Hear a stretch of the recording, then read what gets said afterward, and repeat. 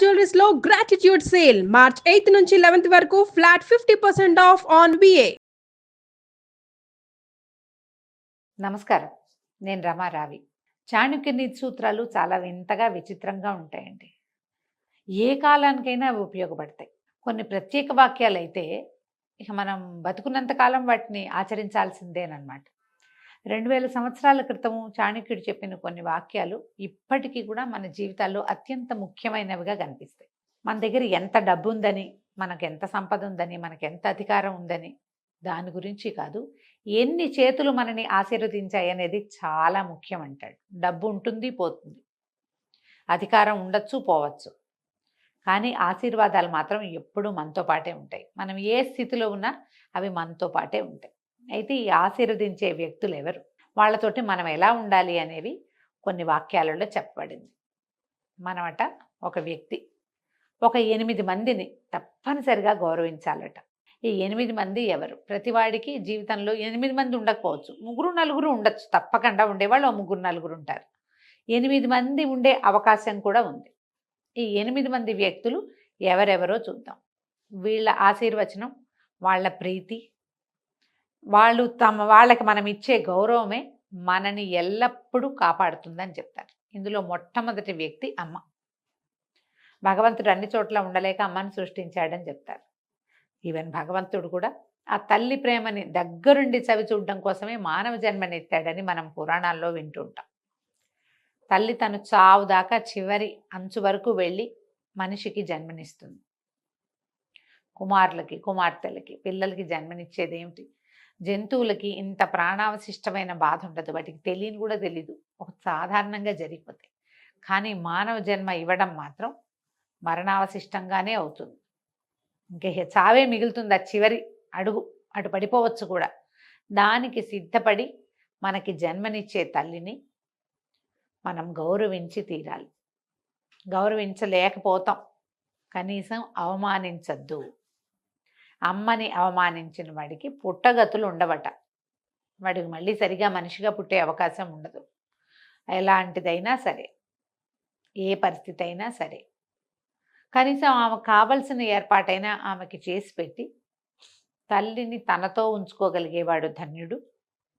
కనీసం తల్లిని సజావుగా ఉంచగలిగేవాడు కొంత మటుకు కూడా ధన్యుడుగానే ఉంటాడు. అమ్మని అవమానించకండి, అమ్మని తక్కువ చేయకండి, అమ్మని మీతో ఉంచుకోండి. ఇది మొదటిది చెప్తున్నారు. రెండో వ్యక్తి నాన్నట. తండ్రి మనం పుట్టక ముందు నుంచి మన బాధ్యత వహించేవాడు.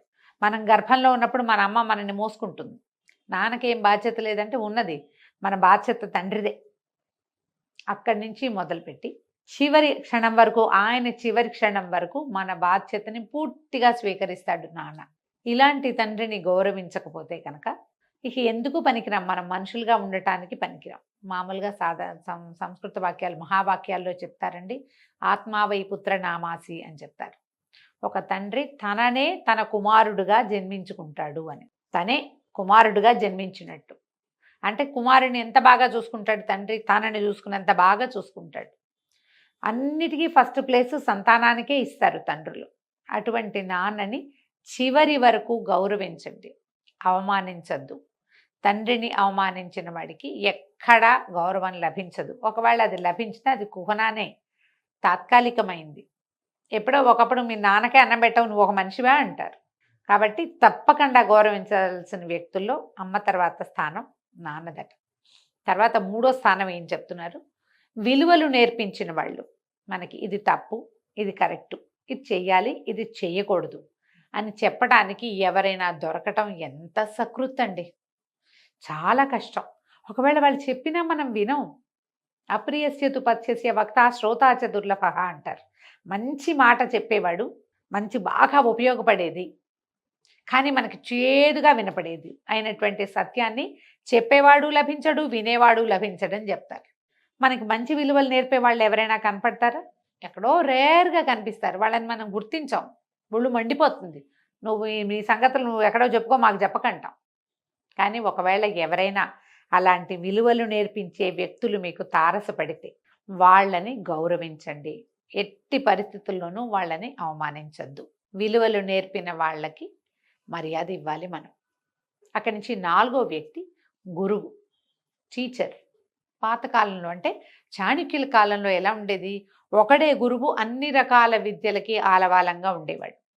ఇప్పుడు మనకి ఎట్లా వచ్చింది, అన్ని సబ్జెక్టులకి తలా ఒక టీచరు, ఏడాదికి ఒక బంచ్ ఆఫ్ టీచర్స్ చొప్పున మనకి మారిపోతూ ఉంటారు. ఓ గుంపు, ఒక 5-6 టీచర్లు, ఒక చిట్టి క్లాస్ రూము. వచ్చే సంవత్సరం పక్క క్లాస్లోకి పెద్ద క్లాస్లోకి మారామంటే ఇంకో 5-6 బంచ్ ఆఫ్ టీచర్స్ వస్తూ ఉంటారు కదా. అయినా సరే ఎవరు మనకి తెలియని విషయాన్ని బోధిస్తారో వాళ్ళు గురువు, వాళ్ళని అవమానించకూడదు. మనం ఎట్లా నేర్చుకుంటున్నామంటే ఇప్పుడు ఈ మధ్యకాలంలో చాలా సినిమాలలో వాటిలలో కూడా టీచర్లని అవమానకరంగా మాట్లాడతారు. లెక్చరర్ల మీద జోకులు, టీచర్ల మీద జోకులు, అవే జోకులు అందరి మీద వాడేయటము, అవమానకరంగా మాట్లాడటం. నీకు సైన్స్ రాదు, సోషల్ రాదు, ఏమీ రాదు, ఇవాళ నువ్వు పెద్ద ససోటవ్ అవుతావు. నీకు అవన్నీ నేర్పించిన బేసిక్స్ నేర్పించిన వాళ్ళు ఎవరు, టీచర్లే కదా. వాళ్ళు డబ్బులు తీసుకుని చెప్పినా కూడా మేము డబ్బు ఇచ్చాం, వాళ్ళు నేర్పించారు, మేము షాప్కి వెళ్ళి వస్తువు కొనుక్కున్నట్టుగా భావించకూడదు టీచర్లని. మేము బజార్ వెళ్ళాం, బిగ్ బజార్లో 1000 రూపాయలు కట్టి సామాన్లు తెచ్చుకున్నాం అన్నట్టుగా మేము 25,000 కట్టాం, ఈ సబ్జెక్ట్ నేర్చుకున్నాం అని చెప్పి సబ్జెక్టు నేర్పిన వాడిని అవమానిస్తే కనుక అది నీకు ఉపయోగపడదు. ఇది సరైన పద్ధతి కాదు. టీచర్ని ఎప్పుడు అవమానించద్దు. నెక్స్ట్ తర్వాత భోజనం పెట్టిన వాళ్ళు, ఎప్పుడైనా మనకి ఆకలిగా ఉన్నప్పుడు ఆ సమయానికి అన్నం పెట్టిన వాళ్ళు ఎవరైనా కావచ్చు. మా ఇంట్లో మా వంటవాడు పెడతాడండి రోజు, వాడిని మేము గౌరవించాలా అంటే దట్స్ అప్ టు యూ. పూర్తిగా మీ ఇష్టం ఎంత మటుకు గౌరవిస్తారు. అదిగా తీసుకోవద్దండి. మనకి ఆకలిగా ఉన్నప్పుడు, మనకు అవసరమైనప్పుడు, ఆహారం ఎక్కడా అందని సమయంలో అన్నం పెట్టిన వాళ్ళు దేవుడితోటి సమానం. ఇది ఇప్పుడు మామూలు రోజుల్లో ఏమీ లెక్కలేవండి దానికి. కరోనా సమయంలో మీరు జ్ఞాపకం చేసుకోండి, మనం చాలామంది ఎక్కడో పనిచేస్తూ వాళ్ళ సొంత ఊళ్ళకి ప్రయాణం చేస్తూ వెళ్తుంటే దారిలో ఎంతమంది మహానుభావులు, భూమి మీద తిరిగే దేవుళ్ళు ఎంతమందికి అన్నం పెట్టారో, ఎంతమందికి ఆహారాన్ని అందించారో. అలా ఆహారాన్ని అందించే వాళ్ళని ఎప్పుడు అవమానపరచద్దు, అగౌరవపరచకూడదు. పూర్తిగా చివరి వరకు గౌరవించాలి.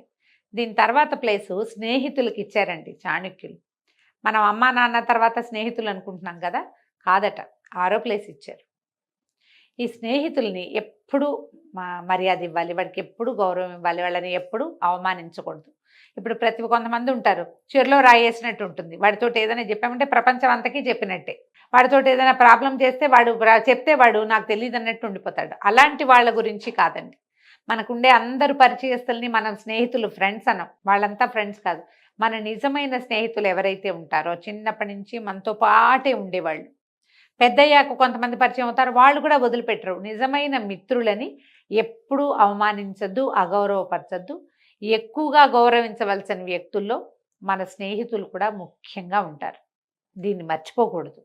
అక్కడి నుంచి ఇంకో పాయింట్ చెప్పారండి, ఇది మగవాళ్ళకే చెప్పినట్టు కనపడుతుంది కానీ ఆడవాళ్ళకు కూడా చెప్పినట్టే. మన స్పౌస్ తాలూకు తల్లిదండ్రులు, భార్య తల్లిదండ్రులు అని చెప్పారు క్లియర్గా.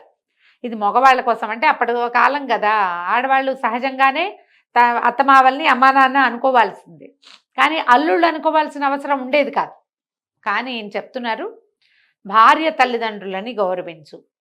నీ జీవితాన్ని నిలబెట్టడానికి, మీ ఇంట్లో దీపం పెట్టడానికి, నీ వంశాన్ని ముందుకు తీసుకెళ్ళటానికి, నీ కంపానియన్షిప్ కోసం నీ దగ్గరికి వచ్చినటువంటి భార్యని ఎంత గౌరవిస్తావో వాళ్ళ అమ్మా నాన్నను కూడా అలాగే గౌరవించాలి. అత్తమామల్ని గౌరవించని వాళ్ళు ఎక్కడా గౌరవాన్ని పొందలేరు అని చాణక్యుడు చెప్తున్నాడండి. ఇదంటే ఇదివరకటి కాలంలో కూడా ఇలాంటి లక్షణాలు ఉండేవన్నమాట. అత్తమామ అంటే విలువ లేకపోవటం, మర్యాద లేకపోవటం, వాళ్ళ పిల్లని తీసుకుని వాళ్ళ ఆస్తిపాస్తి కూడా తీసుకుని వాళ్ళకి ఏ రకమైన మర్యాద ఇవ్వకపోవటం అనేది 2000 కాలం నాటి కూడా ఇలాంటి దౌర్భాగ్యులు ఉన్నారు కొంతమంది. ఇది పూర్తిగా దౌర్భాగ్యమేనండి. అత్తమామని గౌరవించకపోతే కుదరదు, వాళ్ళని అవమానించద్దు. వాళ్ళ యొక్క కూతురే నీ యొక్క సంసారాన్ని వృద్ధి చేస్తుంది, నీ వంశవృద్ధికి కారణమవుతుంది, నీ పిల్లలకి తల్లి అవుతుంది, నీ వృద్ధాప్యంలో నీకు ఆసరా అవుతుంది. అలాంటి ఆమె తల్లిదండ్రుల్ని నువ్వు గౌరవించి తీరాలి. ఆఖరిది సంరక్షకుల గురించి చెప్తున్నారండి. గార్డియన్షిప్. ఎవరైనా సరే మన సంరక్షణ చేయటం, మనం ఎక్కడికో వెళ్ళాం అంటే ఇప్పుడు సంరక్షకులు ఉన్నారా మనకి అంటే కొంతమందికి ఉంటారు కదా, అందరికీ ఉండకపోయినా. అమ్మా నాన్న లేరు, ఎవరో ఒకళ్ళు వాళ్ళ సంరక్షణలో ఉంచి పిల్లల్ని వదిలిపెట్టి వెళ్తారు. ఈ సంరక్షణ ఎవరైతే చేస్తారో వాళ్ళని కూడా తల్లిదండ్రులతోటి సమానంగా గౌరవించాలట. నీకు చిన్నప్పుడంతా చక్కగా చూసి ఏదో కనీసం నీ చదువుకో, నువ్వు ఎక్కడికైనా వెళ్ళటానికో, నీకు అవసరమైనప్పుడు లేదా నీ ఆహారానికో ఒక డబ్బో అవకాశమో ఏదైనా ఇచ్చిన వాళ్ళు ఎవరైనా ఉండుంటే వాళ్ళని ఎప్పుడూ అగౌరవపరచద్దు, అమర్యాదగా ప్రవర్తించద్దు. ఈ 8 మందితోటి నువ్వు మర్యాదగా ప్రవర్తిస్తే నీ ప్రవర్తన భగవంతుడికి నచ్చుతుంది. ఇదంతా దైవాపరాధంగా చెప్తారండి. 8గురిని అవమానించడం అంటే దైవాపరాధం చేసినట్టే, నువ్వు భగవంతుడి పట్ల అపరాధం చేసినట్టే. వీళ్ళు 8 మందిని నీకు ఆసరాగా ఇచ్చాడు దేవుడు నిన్ను పుట్టించేటప్పుడు. మన సృష్టించేటప్పుడు ఏం చేస్తాడు, మనకి ఒక కాళ్ళు చేతులు కన్ను ముక్కు చెవి ఇచ్చినట్టుగానే ఆసరా కోసం మనకి 8 మందిని ఇస్తాడు.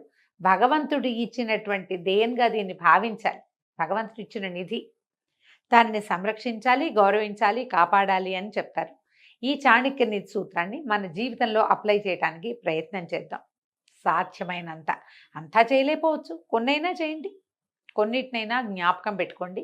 మన స్నేహితులు ఎవరైనా ఇందుకు విరుద్ధంగా ప్రవర్తిస్తుంటే అవకాశం తీసుకుని ఒక వాక్యం చెప్పండి. అప్పుడు మీరు కూడా వాళ్ళకి గౌరవింపదగిన వ్యక్తి అవుతారు, విలువలు నేర్పిన వాళ్ళు అవుతాం కదా. కాబట్టి ఈ రకంగా ప్రయత్నం చేద్దాం. నమస్కారం.